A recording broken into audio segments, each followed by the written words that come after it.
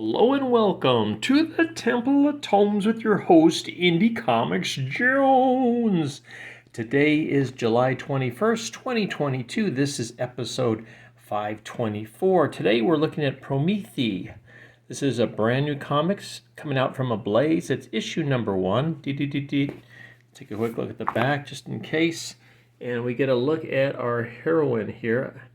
I'm not so sure they're going to like what I have to say.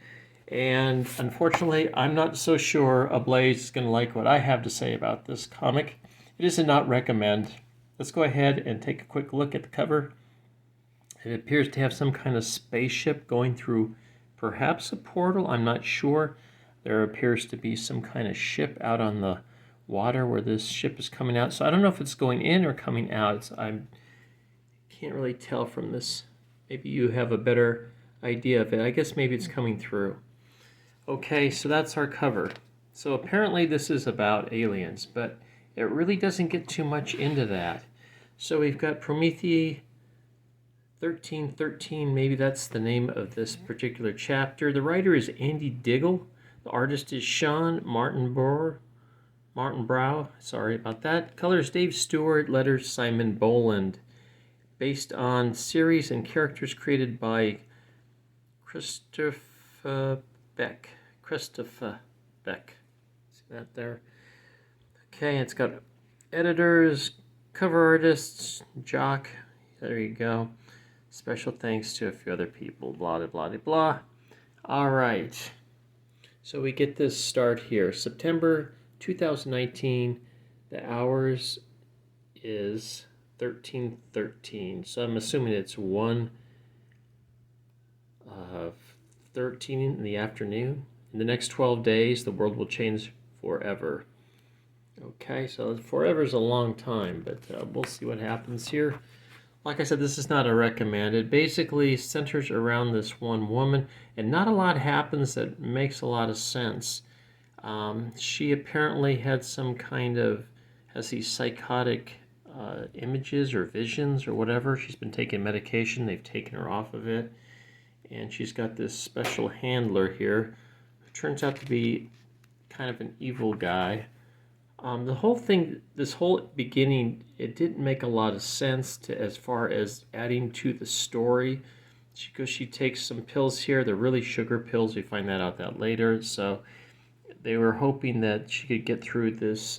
She's got some kind of symposium that she's doing for UFOs.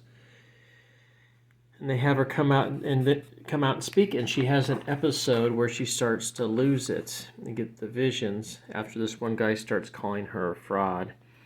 And she says, I haven't had visions in a while. Well, this guy has switched her medication, and she goes into one of these seizures or something where she sees these visions of something coming out of the ocean and destroying all these ships all at once and destroying a city and monsters.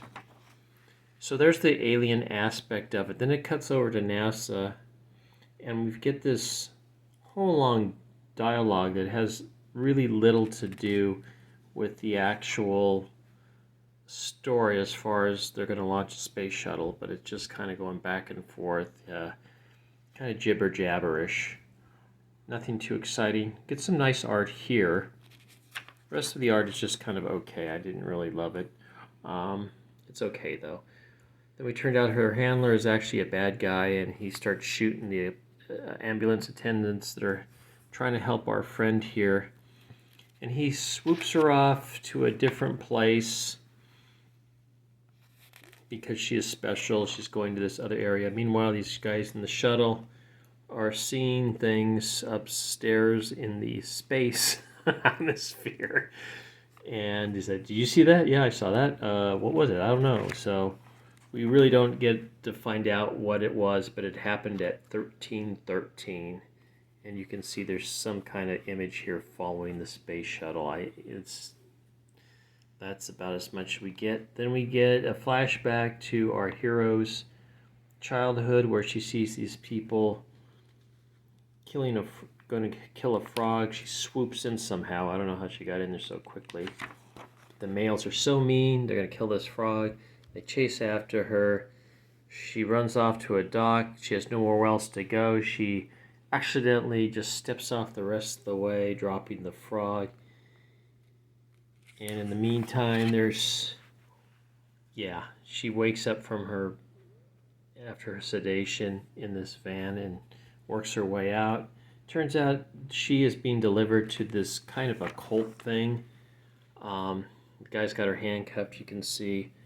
And they have her there for some unknown reasons, but it has something to do with Area 51. And this is kind of where it ends. She's at the ocean there. You can see there's people guarding this whole thing. It's just a few people working on this.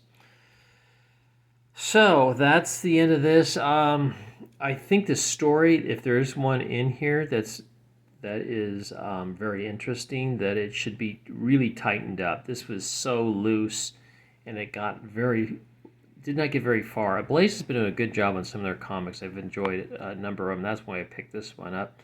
But this one just did not make it for me. So with that said, let's go ahead and take a look to see what else we've got on. We've got some kind of reimagining of Animal Farm, the George Orwell novel. This is called Animal Castle #1, Chapter 1, Miss Bangalore. And we get a sample of the comic and just a couple pages here. I read it. It didn't really make me want to run out and buy it. The humans are gone. The animals have taken over. So maybe some kind of retelling of Animal Farm, but with a different setting. Let's take a look at the cover gallery for this book, Promethee. Looks like I got cover B. Cover A was not there. Got cover B. Yes, this was not my pull box. I went ahead and picked it up thinking it was going to look pretty interesting, and I was wrong. So there. Maybe some other people would like it. I just really didn't care for it. Now here's the cover for the next issue of 1313. Okay. All right, here we got the little blurb. I'll read this to you. In the midst of preparing a satellite in orbit, the crew of Atlantis, that's that space shuttle we saw, is pulled off course in a way that makes them question beyond where they are being taken, but how they are being taken there. Back on Earth, Darla, that's our hero, comes to face with the people who have taken her captive, forcing her to question what is real and what is conspiracy that will cost people their lives. So yeah, I'm out. Sorry. Anyway, that's the review on this.